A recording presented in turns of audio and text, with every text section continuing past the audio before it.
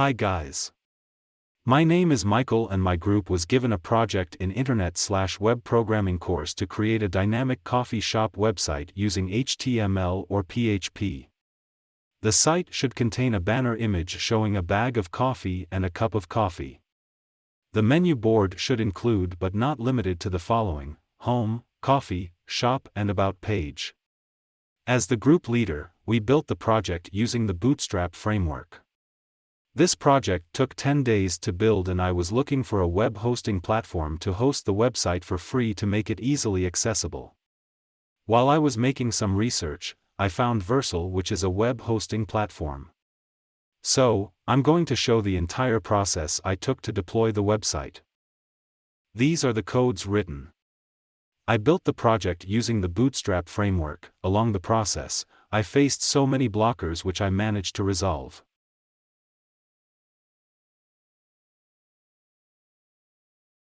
These are the files which include the codes and the assets used in the project.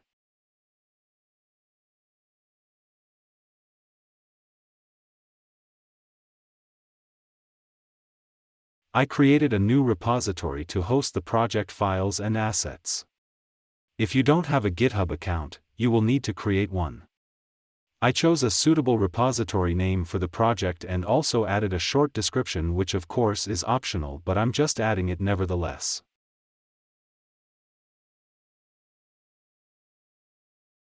I left the accessibility mode as public so my project files can be read by any developers for comments and improvement.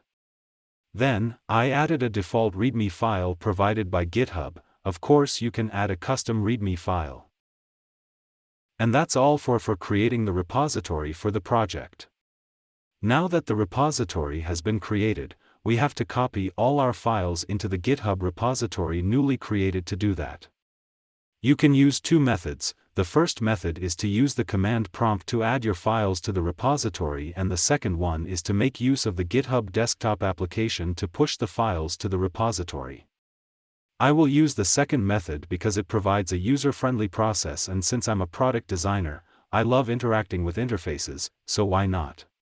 So, I logged into my GitHub account and located the newly created repository and then cloned it so it could create a temporary directory on my local storage.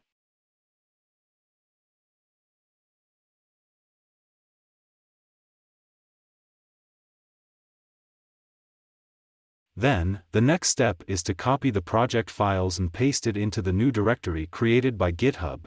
The directory is created in the document folder of your PC by default.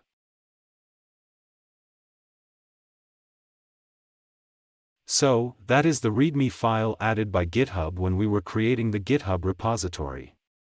So, we paste the project files here.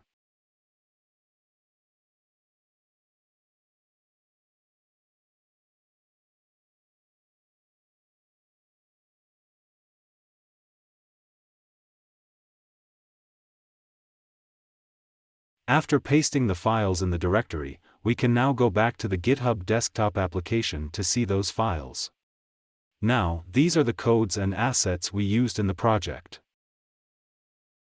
The next step now is to provide a summary of the files so we can push it to the main branch of the GitHub repository. Committing to the GitHub repository might take a few seconds depending on the number of files you are working with. Now that the files have been committed, the next step is to push to those files to the origin of the GitHub repository.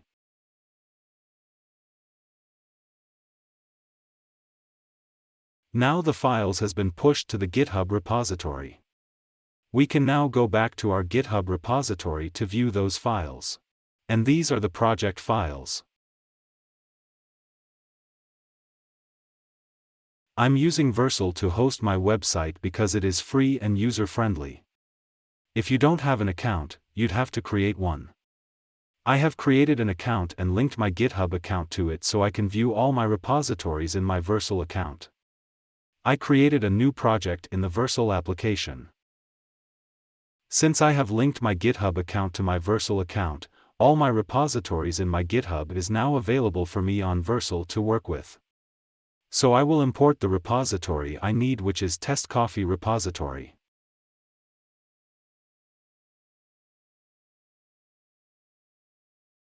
So I created a suitable name for the Vercel project. When naming a project, you are not allowed to use uppercase letters and more than 100 alphanumeric values.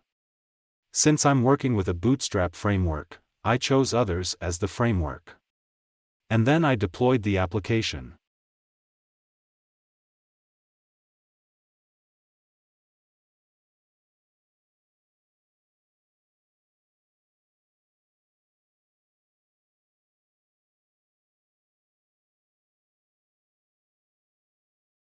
Now the application has been successfully deployed.